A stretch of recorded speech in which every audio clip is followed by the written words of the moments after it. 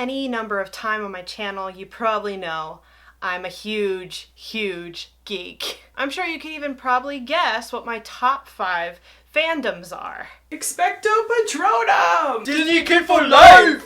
Its energy surrounds us and binds us. Allons-y! The Hunger Games is a book trilogy that recounts the tale of Katniss Everdeen. But really, that's just the tip of the iceberg when it comes to all of my fandoms. In the time that I returned from Madagascar, I've been catching up on a lot of the shows, movies, and books that I really couldn't enjoy outside the country. So I wanted to share with you a brief review of some of the fandoms you might not know about. And if you do, we can just share in the geekery together. First up is a show from the BBC that I've mentioned before called Sherlock. It's a modern take on Sir Arthur Conan Doyle's classic character of a super sleuth and his doctor sidekick. Like most people, I would say that I've always found the character interesting, and I was introduced to Sherlock Holmes and Dr. John Watson through popular media. But then in early January, the long-awaited series continuation of Sherlock came out. I promise not to spoil The Abominable Bride, but you have to watch it if you're any sort of fan of the show. It sort of turned the series on its head for me because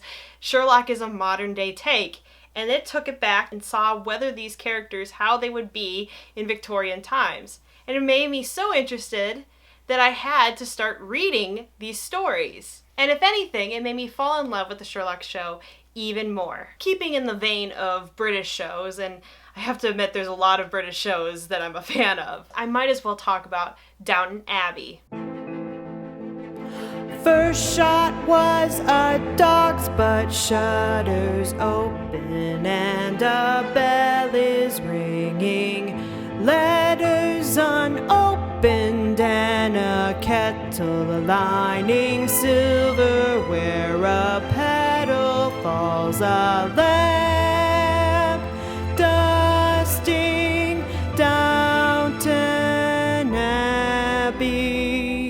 My sister, my mom, and I, this was our show to watch together. And we just finished their 6th and final season yesterday. It follows the people that lived at Downton Abbey during the early 1900s. Those in the aristocracy living upstairs, and those in the servants' quarters downstairs. I love period theater and shows, but I still can't put my finger on why I love this show so much in particular. But honestly, I think it's like a soap opera masquerading as a period piece. Will Mary and Edith ever get along? What secret is Mr. Barrow holding against somebody? Will Mr. Bates and Anna ever find happiness?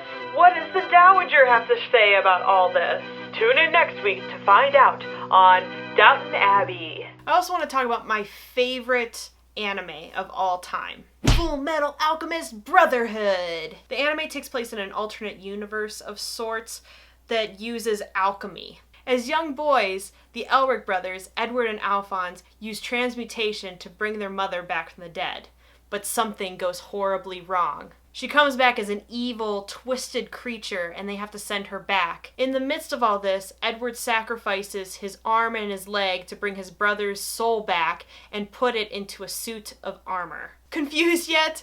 Yeah, I was at first too, but it is really enjoyable, and I love just seeing the relationship between these two brothers as they fight to defeat the forces of evil and bring back Al's body. Another favorite show that features a pair of brothers is Supernatural. Over the course of 10 seasons, I've grown particularly fond of the Winchester brothers, especially Dean. He likes pie, I like pie.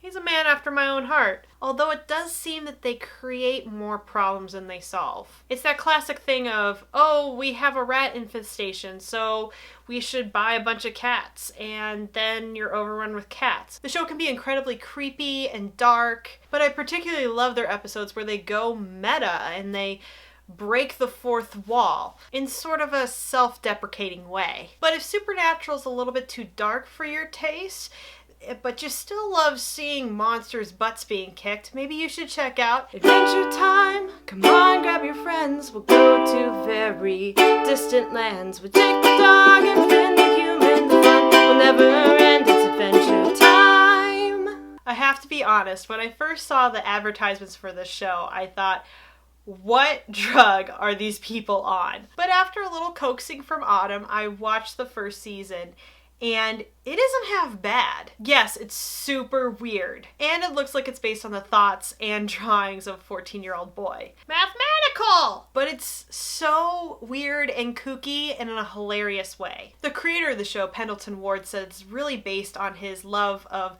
Dungeons & Dragons campaigns. The next quirky cartoon on my list is Bob's Burgers. The show follows Bob Belcher and his unconventional family as they run a restaurant together. Once again, the humor in this show follows a razor edge between being just stupid and childish and being unique and clever. And Autumn and I have even discussed who is our favorite character, and I can't really narrow it down. They're all kind of crazy in their own little way. But if I had to be forced, I would definitely say Tina. I think there's a little Tina in all of us. Rounding up the last of the cartoons is My Little Pony, Friendship is Magic. Now, before you scoff, it is so much better than you assume it is. It has beautiful animation, wonderful storytelling. The show is chock full of interesting and vibrant characters, and so many nods to the audience, inside jokes, and outside references. And it's so much more than a show for little girls teaching basic life lessons. Anna and I watch it together, and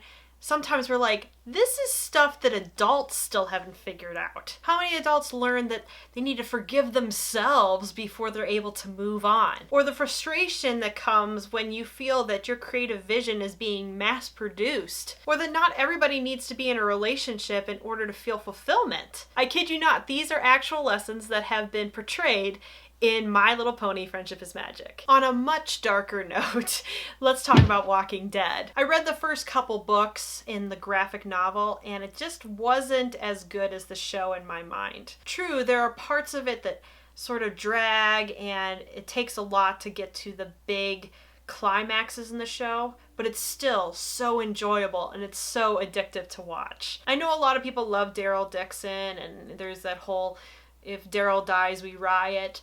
But for me, it really comes down to Glenn and Maggie. Those two are my favorite characters in the show. And if you watched any of the episodes from the first half of this season, then you probably know why I was sharpening my pitchfork and getting out my torch. But it's all good now. We're all good. The second half of the season is starting February 14th, and I hope that I can catch some of the episodes while I'm in Madagascar. And when it comes to books, the series that I've become a quick fan of is Percy Jackson and the Olympians. I read the whole Percy Jackson series as well as Heroes of Olympus in the span of 2 months. Percy Jackson is a demigod, son of Poseidon and a mortal woman, and the book series follows his quest to find his place in the world as well as defeat the long-imprisoned Titans. And I have to admit that I did watch The Lightning Thief before reading any of the books, fully knowing that no one in the fandom likes that movie. And after reading the books, I can definitely see why. These vibrant, wonderful characters and places and villains